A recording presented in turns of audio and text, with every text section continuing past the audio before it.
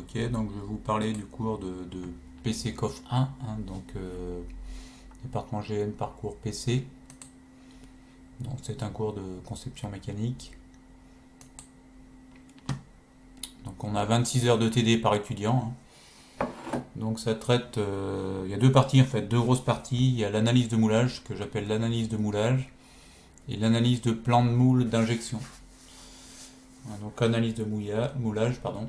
Donc ça consiste en quoi? En fait, vous allez partir d'une pièce. Et le but du jeu, c'est d'essayer d'imaginer les empreintes de la pièce. Donc on va tracer dans cette démarche, on a deux empreintes en général, ou plus. On va tracer ce qu'on appelle sur la pièce, ce qu'on appelle des lignes de joint. Donc il y a tout un vocabulaire associé à cette partie-là, l'analyse de moulage.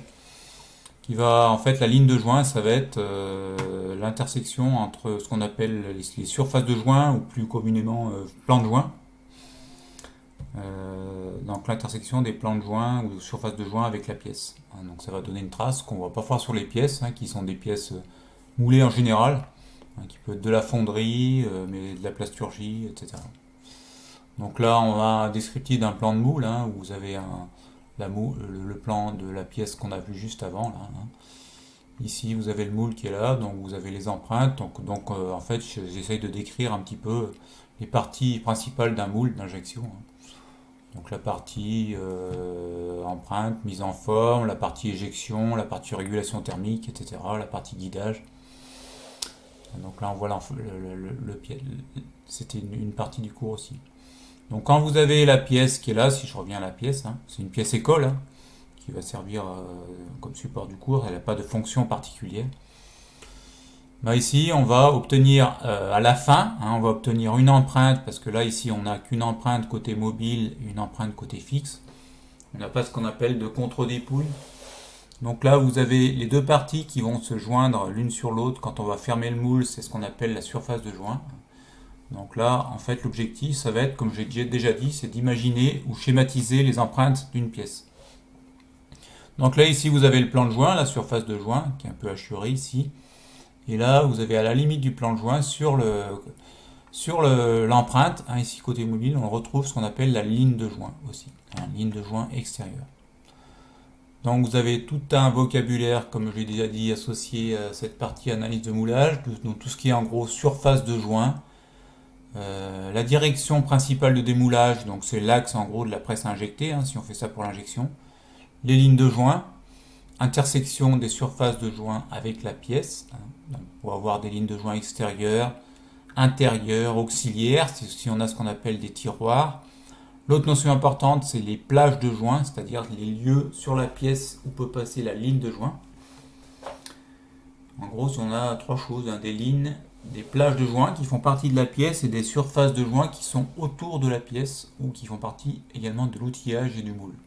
Donc je décris la méthode pour déterminer ces lignes de joint et les règles un peu pour tracer les lignes de joint. Donc là vous avez un autre exemple. Là vous avez une pièce de jouet, ça c'est une vraie pièce, elle est bien plus petite que ça, c'est une pièce de Playmobil. Donc là on va clipser un axe ici sur cette pièce de jouet.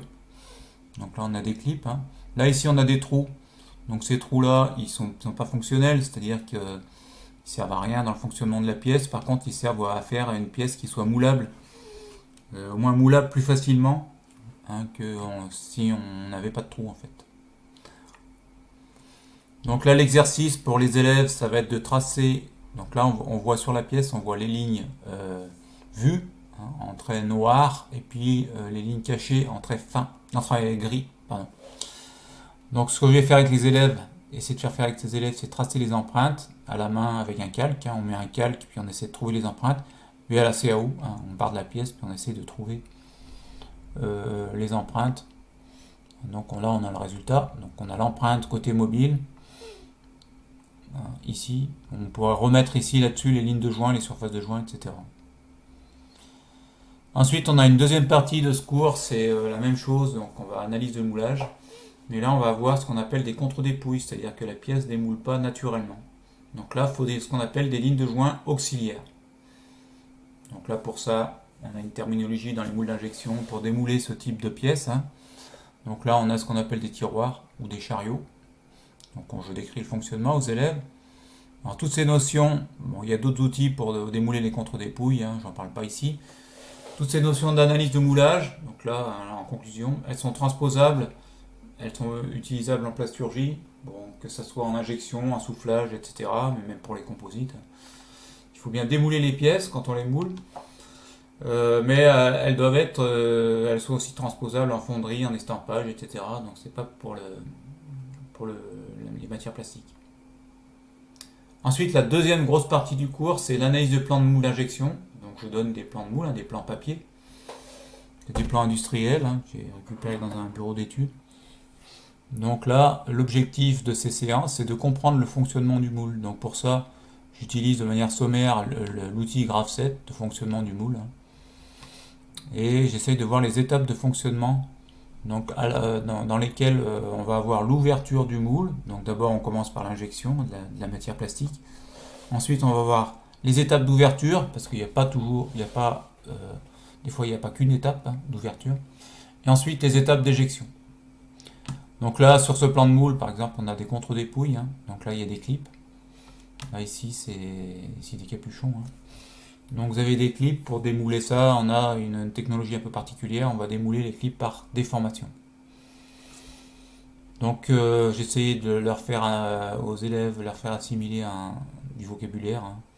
Donc associé à tout ce qui est l'injection, avec les fonctions, régulation, etc. Un autre type de plan de moule, ici c'est un moule à étage, donc vous avez des pièces sur plusieurs rangées ici. Donc on va injecter la matière ici. Là vous avez plusieurs rangées de pièces. Hein, ça permet d'avoir 2 fois plus de pièces pour la même force de fermeture, ce qu'on appelle la force de fermeture. Donc voilà pour la présentation de ce cours.